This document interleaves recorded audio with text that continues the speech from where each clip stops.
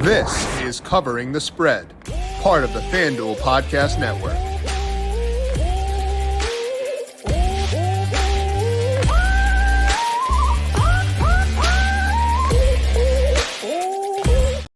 We talked about the Thursday games in the 2024 men's college basketball tournament yesterday, and today we're going to break down the Friday games. 16 more games on tap for this offering. Here to break down those is Aiden Cotter of FanDuel Research. Will pick his brain on what he sees across the landscape for the second day of games to get you ready for what should be another delightful day on the court. This is Covering the Spread right here on the FanDuel Podcast Network and FanDuel Research. My name is Jim Sonis. I am a managing editor of digital media for FanDuel Research. Joined here, as mentioned, by Aiden Cotter. Check him out on Twitter at Aiden Cotter FD. Find his work over at FanDuel Research, where he is a writer for us. Aiden, a delight to have you back on the show today. How you doing? Pretty good, Jim. This is like my favorite week of the year, so I'm really excited to talk through some of the games and hopefully have as much luck as we did last week. Now, your Dayton Flyers are a 7 seed. Are you hoping to transfer your 7-0 record from last week? Are you trying to transfer the good VODs over to Dayton, or are you willing to sacrifice your Flyers for the greater good of the podcast to go 7-0 again this week? Man, you're putting me in a tough spot right there. I think I would sacrifice it for a win. Yeah. I mean, that after that 2020 year, I think we're due for a little good karma, but got a tough matchup. I'm really glad that you had Riley on yesterday to talk through the Thursday game. I was like, I can't do this to Aiden. You know, we didn't plan it that way, but I felt good about the way things broke in that regard, at least. No, it worked out well. I can avoid that and just pay attention to that as a fan and not as an analyst. I did force Riley to talk about Kentucky, so I couldn't avoid all of the, fan allegiances. And, you're talking about the Northwestern games, so tread lightly for today, because I can take you out of the screen real fast. So just letting you know that power does lie in my hands, and you have been warned. Only good things about Northwestern. Okay. That makes me scared too. So maybe there was no actually good answer there. We're going to talk to Aiden to get his read on these Friday games here in just 1 second. But as alluded to, we did discuss the Thursday games. This podcast is going up on Thursday. So if you wanted to hear Riley's thoughts on those Thursday games, check that out right here in the Covering the Spread podcast. You can also find that show on the FanDuel YouTube page and FanDuel TV Plus. Also, women's bracket gets underway here soon. We had Justin Carter on the show on Tuesday. He broke down his thoughts on South Carolina, what he thinks about Iowa with their setup, taking on potentially LSU pretty early on. So you can find all that right here in the Covering the Spread podcast feed, the FanDuel YouTube page and FanDuel TV Plus. Because we had 2 shows on Monday, no show on Fridays. We're covering all the Friday stuff here today with Aiden. Also, don't forget, if you need some last-minute bracket advice, we had the full bracket breakdown show on Monday. I forgot to mention that. The biggest show of the week. We did do that on Monday with Dr. Ed Feng and Bennett Corcoran. So if you need some last-minute bracket advice, check out that in this exact same feed. Say goodbye to busted brackets, because FanDuel lets you bet on every game of the tourney. Whether you're betting on a big upset or a 1 seed, it's time to go dancing on America's #1 sportsbook. Right now, new customers get $200 in bonus bets if your first $5 bet wins. That's $200 on point spreads, money lines. You can even pick who's going to win it all. Just visit FanDuel.com and bet on college hoops until they cut down the nets. Must be 21 plus and present in select states. FanDuel is offering online sports wagering in Kansas under an agreement with Kansas Star Casino LLC. First online real money wager, only $10 first deposit required. Bonus issued as non-withdrawable bonus bets that expire 7 days after receipt. See terms at sportsbook.fanduel.com. Gambling problem?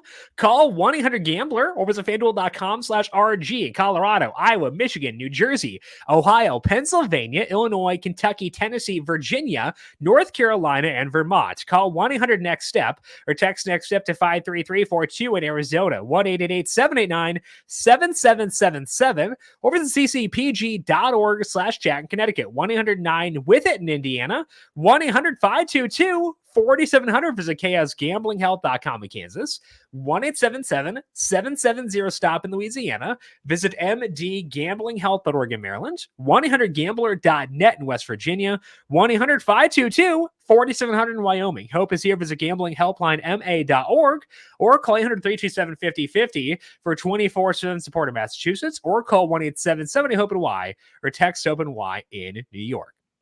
Now, Aiden, we'll break down the Friday games here in a second, but because we got you on here on Thursday, did want to ask you if there are any last-second futures you want to lock in before this tournament gets underway. Yeah, at this point, I don't love betting futures once the tournament opens. A lot of the time, I think you're better off just betting these teams game by game. Sure. So I really like New Mexico this year coming out of the South region. I think they're like a fun sleeper team, a little bit of a Cinderella candidate. And right now they're plus 250 to make the Sweet 16 and plus 1700 to win the region. At that point, they'd have to beat Clemson, who they're minus 126 on the money line. And then they'd probably play Baylor, who they'd be an underdog. Mm-hmm. And I think I'd rather just bet those games individually, piece by piece, especially for those lower seeds. When we're talking about either the Sweet 16 or the Elite 8 futures. There is a team, Creighton, that I am interested in. A little bit on their national championship future. So they're plus 2,500 on FanDuel. Creighton is the lowest, has the lowest odds of those teams where they're top 10 in like team-wide efficiency numbers. They have a top 12 offense, a top 25 defense, third in effective field goal percentage. They've been here. If you remember last year against San Diego State, they lost in the Elite 8 on just a pretty questionable, I would say, foul call at the end of the game. San Diego State hits a free throw to go on. But up until that point, Creighton was rolling, and they return a good bulk of their team from last year, especially their best three players. They have this big guy, Ryan Kalkbrenner, who has the size and the skill to battle with some of those elite bigs, especially in their region where they have Zach Edey up at and Hunter Dickinson up at the top. And they are probably the lowest of the teams where I'm really confident in their ability to get things done on both sides of the ball.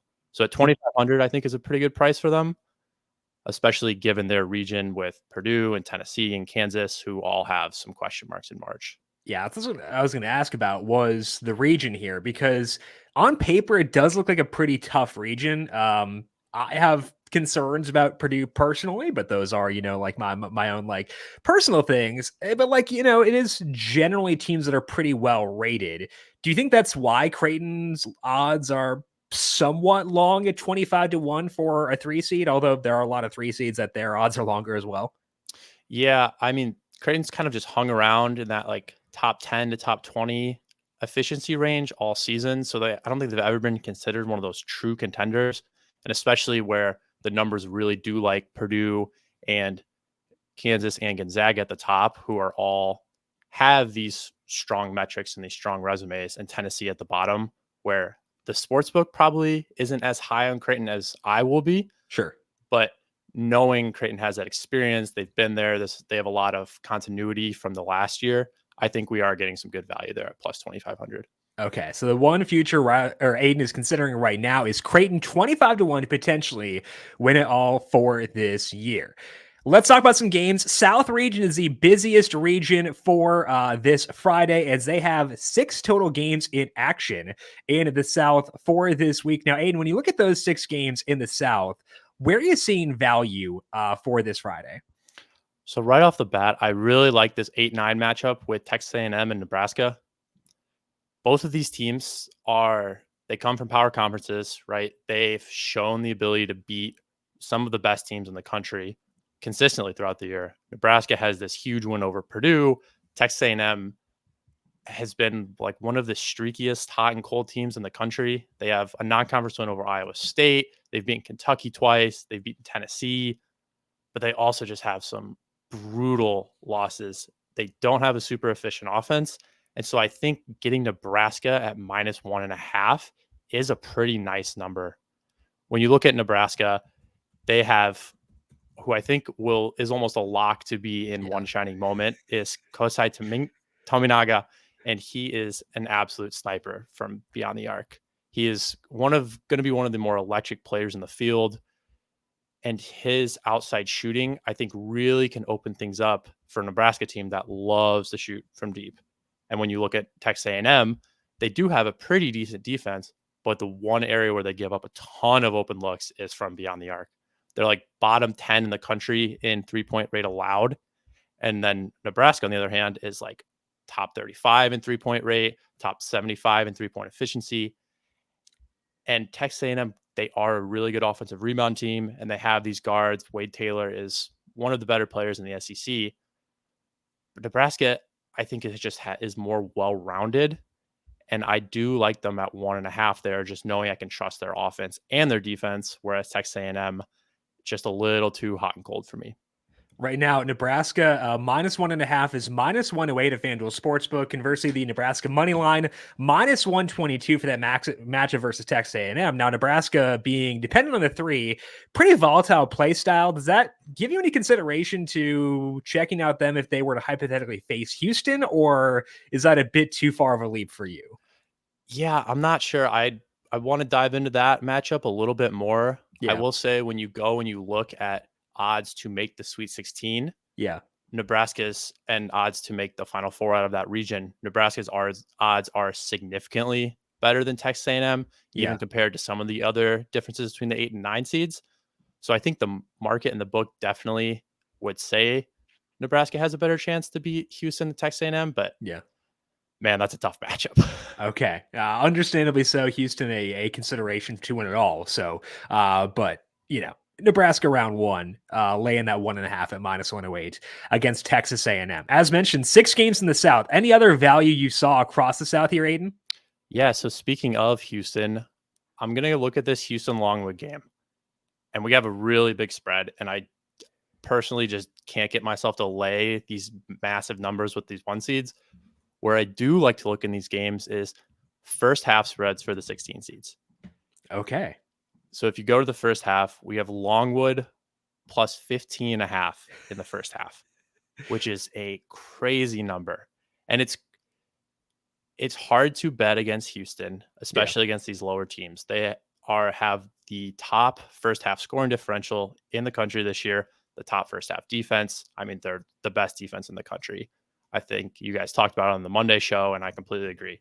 They are off the charts defensively.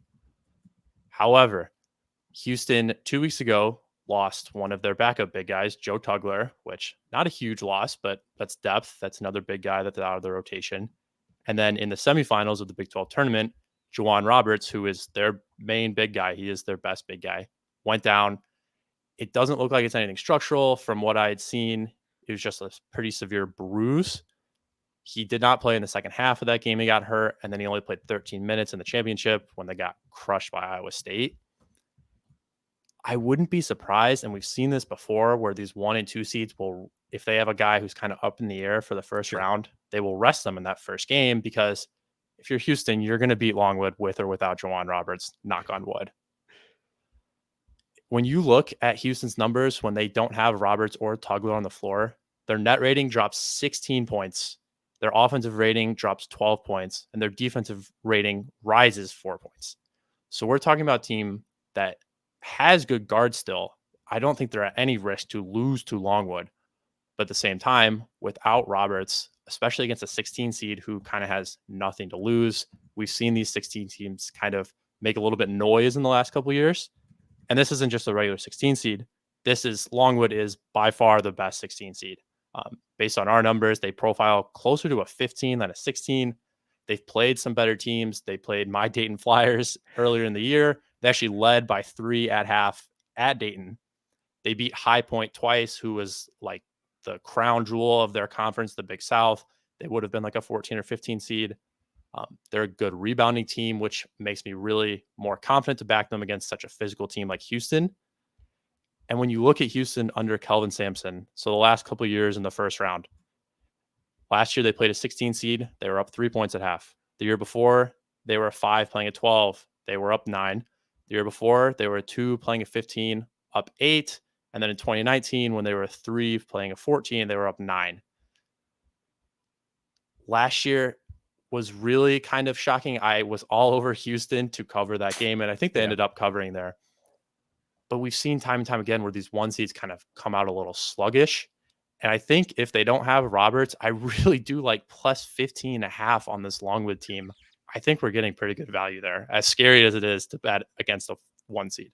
Yeah, it works both ways, because it is, you're getting Houston will be most motivated because, they could rest guys in the second half. They get a big lead, which is why there's a discrepancy between the first half spread and the second half spread. It's not as big as you might think, the full game spread based on what this first half is. But at the other time, it's also a smaller sample, and the smaller sample gives a lesser skilled team a better odds of covering, better odds of keeping things close. So I think that's pretty interesting. Longwood plus 15.5, minus 120 in the first half, where Aiden is going there.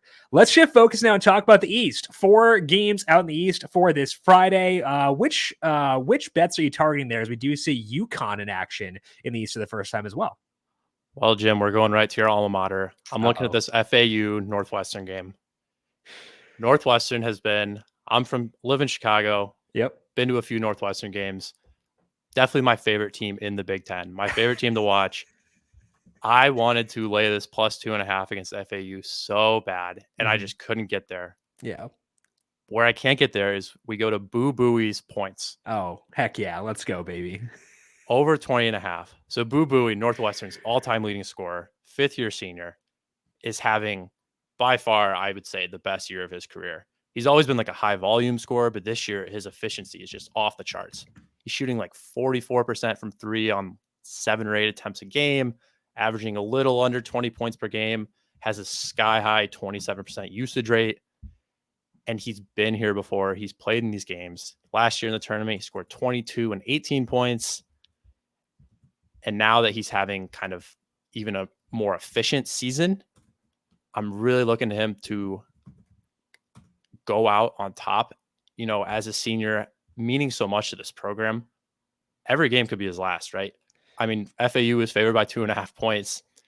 In all likelihood, FAU might pull this game out. But Boo Buie, I don't think is going to go out quietly. He's coming off this big 29-point performance in the Big Ten tournament. And although they lost, I think he's really well set up here against FAU. FAU is like a good offensive team, and I think that's going to give Northwestern some problems. But they're 109th in adjusted defense. They've been vulnerable to these high usage guards throughout the season. So if you go to Synergy Sports, they have all these like ISO and pick and roll numbers where you can really dive into player specific data. And Boo Buie is 20th nationally in isolation rate. And out of tournament players, he is averaging the most isolation possessions per game. Northwestern loves to just give him the ball and let Boo cook. Let him do his thing. He's been here, 5th-year senior. And when you go to FAU, FAU is 252nd in isolation points per possession allowed. You go through some of their game logs and see in their more high-profile matchups, they played Texas A&M, and I talked about Wade Taylor a little bit with Nebraska. Wade Taylor scored 35 against them. They played Arizona. Arizona has Caleb Love, very similar guard. Caleb Love had 28 against them. They played Illinois. It was Terrence Shannon, who's one of the best guards in the Big Ten. He had 33 against them. They just don't have the perimeter defenders to slow down these high usage, these quick guards.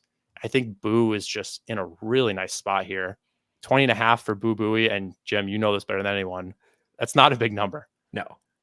I mean, he went full heat check in the Big Ten tournament. I know, like you said, they lost, but 29 points there. He was jacking up threes from like the logo, and like with the injuries they've got, that's probably their best approach is like just let him do whatever he wants. Like ever since Ty Berry went down, like they've kind of just leaned on him. And honestly, why would you not? Given that's probably your best approach. So I'm on board with that. I wish I were not in Illinois so I could actually bet this one with you. But Boo Buie over 20.5 points. That's in the Northwestern versus FAU game.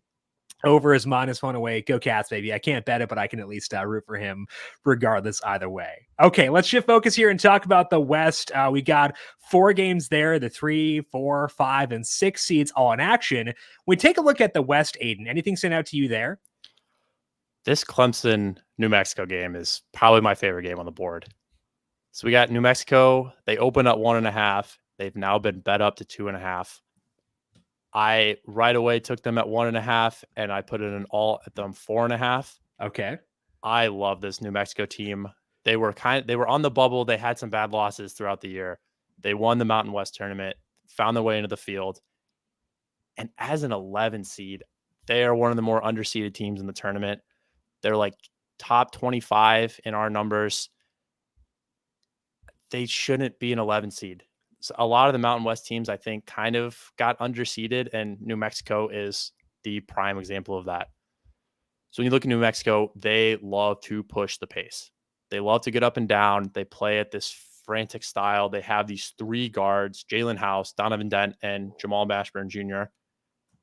And they're a little shorter. They don't have a lot of size out on the wing, but these guys can just score. They can just get up and down. They cause teams so many issues, and they do it while still having an efficient defense. New Mexico's top 35 in defensive efficiency. And when you look at Clemson, they have not really held up against these upper echelon defenses. They're 3-4 against top 40 KenPom defenses.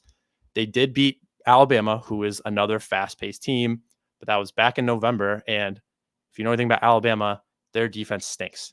This is not a thing. This is not a team, New Mexico, where they love to push the pace and get in these high-scoring games and they can't guard anyone. They do like to push the pace and they do want to play in these more high-scoring affairs, but they can get down and they can force turnovers. And they are a team that they're not just offense only, right? And Clemson is another team where playing in a little bit of a weaker ACC this year, they've struggled against these better guards. They don't force a lot of turnovers. And they kind of are the opposite of New Mexico, where they want to play at this slower pace. And so I think that is what's going to be the deciding factor here is who can dictate the pace. Clemson wants to get down. They want to play in the half court and they want to post up. New Mexico doesn't want anything to do with that, right? They do have a pretty good big man in JT Toppin. We were in on his points last week, and I think he can do enough against Clemson's big man, PJ Hall, where New Mexico, if they ended up winning this game by double digits, I would not be surprised. I wasn't very impressed with this Clemson team down the stretch. They had a good beginning of the season, but New Mexico's pace and their ability to create extra opportunities via offensive rebounding and via turnovers just really gives them an edge here. And I just love this 2.5 number. And you mentioned that you took the alt market at 4.5. Right now, the New Mexico minus 4.5 number is plus 132.